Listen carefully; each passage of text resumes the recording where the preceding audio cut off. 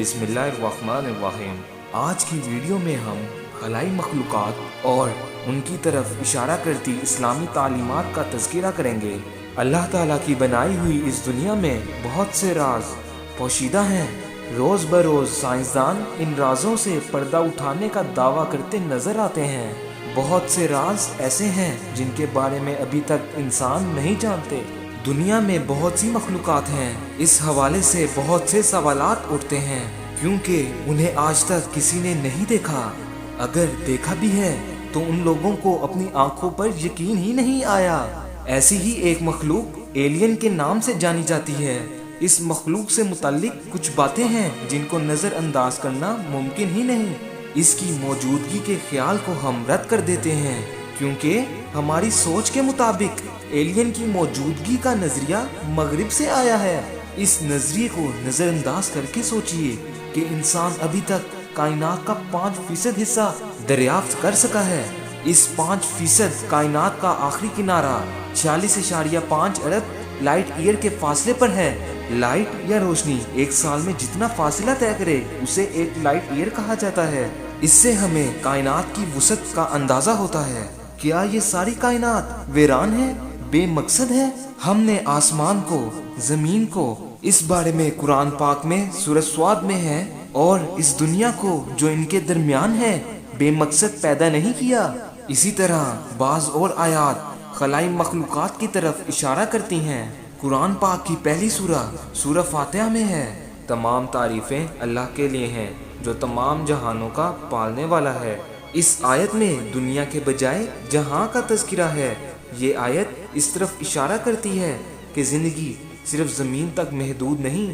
قرآن پاک میں ایک اور جگہ ارشاد ہے، آسمان اور زمین میں جتنے لوگ ہیں سب اسی سے مانگتے ہیں، وہ ہر روز کسی نہ کسی کام میں مصروف ہوتا ہے، تو تم اپنے پروردگار کی کون کون سی نعمتوں کو جھٹلاؤ گے؟ یہاں بھی آسمانی مخلوق سے متعلق نشانی ملتی کہ آسمانوں میں جتنی بھی مخلوقات ہیں ہم ان کو بھی دیتے چلے آ رہے ہیں۔ سورہ نحل میں ارشاد ہے، اور وہ ایسی مخلوقات کو پیدا فرماتا جا رہا ہے جسے تم نہیں جانتے۔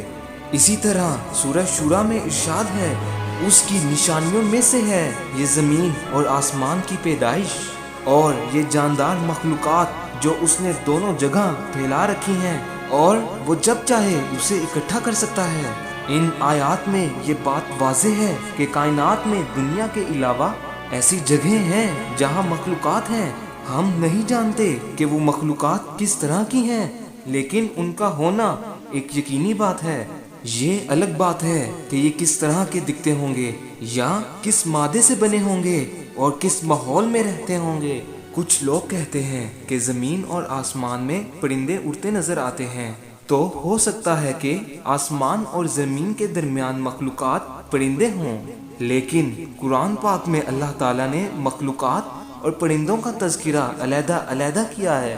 سورہ نور کی آیت نمبر 41 میں اللہ تعالیٰ ارشاد فرماتے ہیں، تم دیکھتے نہیں ہو کہ اللہ کی تسبیح کر رہے ہیں وہ سب جو آسمانوں اور زمین میں ہیں، اور وہ پرندے جو پر پھیلائے اڑ رہے ہیں۔ ایک اور بات جو ذہن میں آتی ہے کہ آسمانوں میں تو فرشتے بھی ہیں، لیکن سورہ نحل میں جانداروں کے لیے لفظ دابہ استعمال کر کے فرشتوں کا الگ تذکرہ کیا گیا ہے، جس سے واضح ہوتا ہے کہ دابہ سے مراد فرشتے نہیں۔ سورہ نحل کی آیت نمبر 49 میں اللہ تعالیٰ کا ارشاد ہے، زمین اور آسمانوں میں جس قدر مخلوقات ہیں اور جتنے فرشتے ہیں سب اللہ کو سجدہ کرتے ہیں، وہ ہرگز سرکشی نہیں کرتے۔ دابہ کا لفظ صرف جانداروں کے لیے استعمال کیا گیا ہے، اور فرشتوں کے لیے ملائکہ کا لفظ استعمال ہوا ہے۔ انسانوں، فرشتوں اور جانوروں کے علاوہ جس مخلوق کا ذکر کیا گیا ہے وہ جنات ہیں۔ انہیں آگ سے پیدا کیا گیا ہے، اس لیے دابہ کا لفظ ان کے لیے استعمال نہیں ہو سکتا۔ اب سوال اٹھتا ہے کہ کیا یہ مخلوق انسانوں کی طرح سوچنے کی صلاحیت رکھتی ہے؟ سورہ نمل کی آیت 65 میں ارشاد ہے، ان سے کہو کہ اللہ کے سوا آسمانوں اور زمین میں کوئی غیب کا علم نہیں رکھتا، اور وہ یہ بھی نہیں جانتے کہ وہ کب اٹھائے جائیں گے۔ اسی طرح سورہ مریم کی آیت نمبر 93 سے 95 میں اللہ کا ارشاد ہے، جو کچھ آسمانوں اور زمین میں ہے ان میں سے کوئی ایسا نہیں جو رحمان کا بندہ بن کرنا آئے اور اس نے ان کو شمار کر سب قیامت کے روز فردن فردن حاضر ہوں گے۔ اس آیت میں ان تمام مخلوقات کا تذکرہ ہے جن کو قیامت کے بعد زندہ کر کے اپنے اعمال کا حساب دینا ہے۔ اس سے ان کے باشعور ہونے کا علم ہوتا ہے، کیونکہ حساب دینے والا باشعور ہی ہوتا ہے۔ قرآن کی آیات کے علاوہ کچھ واقعات بھی ہیں جو ان کی موجودگی کا منہ بولتا ثبوت ہیں۔ مثلاً واو سگنل کو دیکھ لیں جو کسی خلائی مخلوق نے خلا سے زمین کی طرف بھیجا۔ آج سے 40 سال پہلے رین کارپوریشن کے سائنسدانوں کی ٹیم نے اپنے فلکیاتی تجربات سے متعلق ایک جامع رپورٹ شائع کی۔ اس کے مطابق زمین جس کہکشاں میں واقع ہے اس میں تقریباً 60 کروڑ ایسے سیارے ہیں جن کا ایٹماسفیئر اور جغرافیائی حالات زمین سے بہت ملتے جلتے ہیں۔ اس بات کا قوی امکان ہے کہ ان میں کوئی مخلوق موجود ہو۔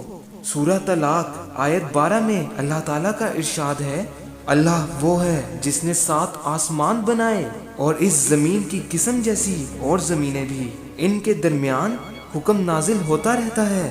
یہ بات تمہیں اس لیے بتائی جا رہی ہے تاکہ تم جان لو کہ اللہ ہر چیز پر قدرت رکھتا ہے، اور یہ کہ اللہ کا علم ہر چیز پر محیط ہے۔ حکم نازل ہونے سے مراد ہے کہ زندگی گزارنے کے انداز بتائے جاتے ہیں۔